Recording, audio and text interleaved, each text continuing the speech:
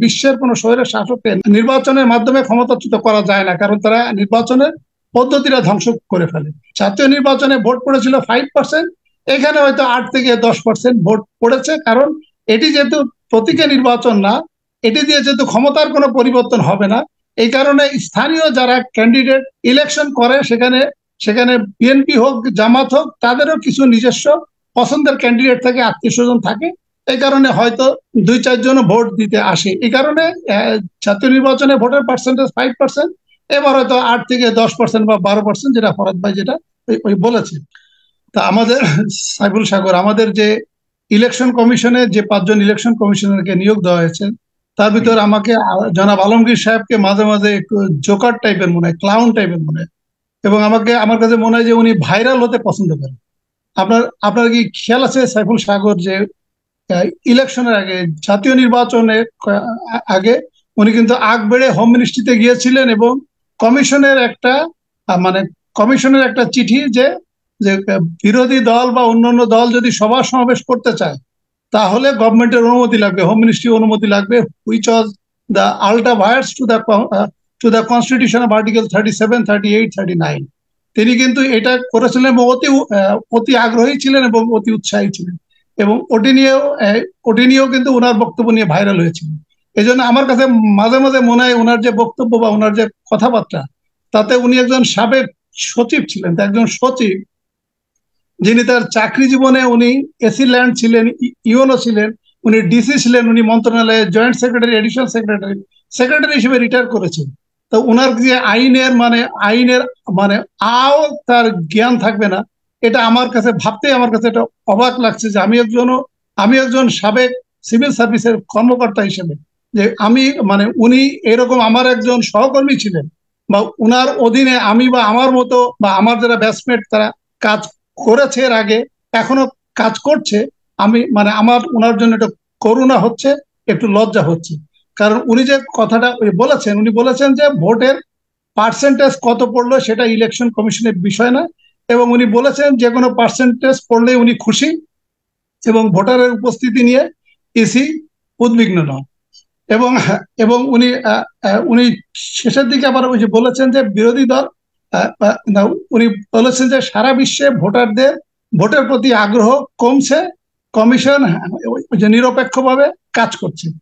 আপনি দেখেন জাতীয় নির্বাচনের আগে ওনার যে ভূমিকা এবং এখনকার ওনার যে ভূমিকা, উনি কি বলছেন? উনি বলছেন যে ভোটার উপস্থিতি কম কেন, ধান কাটার মৌসুম, বৈরী আবহাওয়া, বড় রাজনৈতিক দল নির্বাচনে আসছে না, এবং প্রার্থীরা তাদের পছন্দের প্রার্থী পাচ্ছে না, এই সমস্ত কারণে ভোটার উপস্থিতি কম। ভালো কথা, উনি একটা ব্যাখ্যা বিশ্লেষণ দিয়েছেন। কিন্তু উনি উনি ইলেকশন কমিশনের আগে বা তথা টোটাল ইলেকশন কমিশন যে সমস্ত সিদ্ধান্তগুলো ইলেকশন কমিশন আগে নিয়েছিল এবং এখনো যে নিচ্ছে, এটি কিন্তু আমি ওনাকে একটু বিনয়ের সাথে বলবো, উনি একজন সাবেক সচিব, আমার চাকরিতে সিনিয়র ছিলেন, আমি ওনাকে বলবো সংবিধানের 148-এ তফসিল 5-এ উনি যে কথাগুলো বলে উনি শপথ নিয়েছিলেন, সেই শপথে কি বলা ছিল? সেই শপথে স্পষ্ট বলা ছিল যে আমি বা আমার কমিশন এমন কোন সিদ্ধান্ত নিবে না যে সিদ্ধান্ত কোন একটা স্পেসিফিক রাজনৈতিক দলের বা কোন ব্যক্তির বা কোন গোষ্ঠীর উপরে এটি যায় বা বর্তায়, এটি তিনারা করবেন না। তাহলে যদি উনারা যে কাজগুলো করছেন এবং যে কাজগুলো যে বক্তব্যগুলো দিচ্ছেন, এটা প্রক্রান্তরে উনি যে সংবিধানের শপথ নিয়েছেন, এই শপথের কিন্তু লঙ্ঘন হচ্ছে। আর আরেকটি হলো যে আমাদের প্রফেসর ফরাদ ভাই বললেন যে জাতীয় নির্বাচন থেকে উপজেলা নির্বাচনে ভোটার উপস্থিতি বেশি ছিল। হ্যাঁ, আমি ফরাদ ভাইয়ের সাথে এটাতে একমত। যেখানে জাতীয় নির্বাচনে ভোট পড়েছিল 5%, এখানে হয়তো 8 থেকে 10% ভোট পড়েছে, কারণ এটি যেহেতু প্রতীকী নির্বাচন না, এটি দিয়ে যেহেতু ক্ষমতার কোনো পরিবর্তন হবে না, এই কারণে স্থানীয় যারা ক্যান্ডিডেট ইলেকশন করে সেখানে বিএনপি হোক জামাত হোক তাদেরও কিছু নিজস্ব পছন্দের ক্যান্ডিডেট থাকে, আত্মীয় স্বজন থাকে, এই কারণে হয়তো 2-4 জন ভোট দিতে আসে। এই কারণে জাতীয় নির্বাচনে ভোটের পার্সেন্টেজ 5%, এবার হয়তো 8 থেকে 10% বা 12%, যেটা ফরাদ ভাই যেটা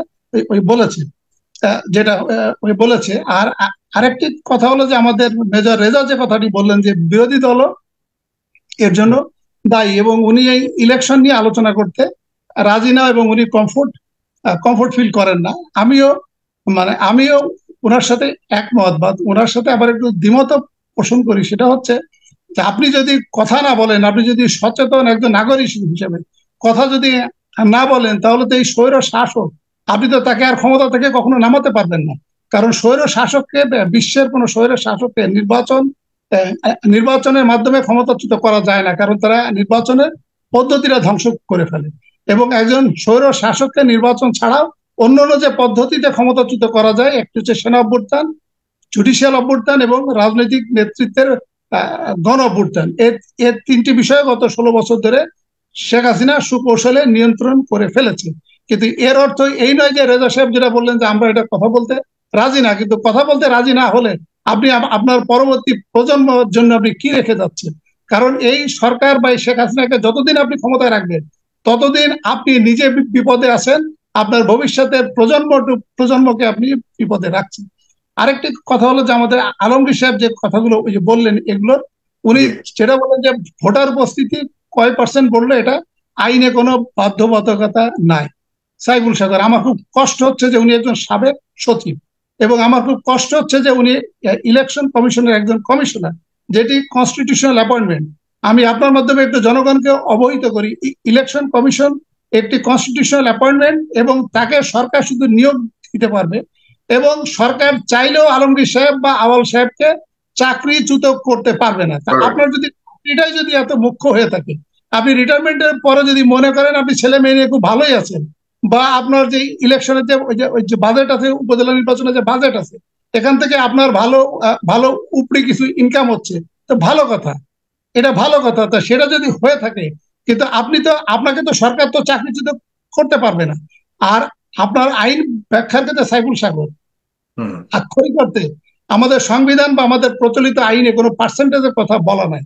কিন্তু আপনার যদি সকল বিষয় যদি আইনে সবকিছু বলে দেওয়া থাকে, তাহলে তো আপনার বিলিয়নস অফ পৃষ্ঠা আপনার কনস্টিটিউশন হয়ে যাবে।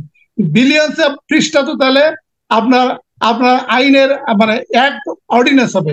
তাহলে যারা আইনজীবী আছে, যারা ব্যাখ্যাকারী, আমাদের যারা বিচারক, তাহলে ওনাদের কাজ কি?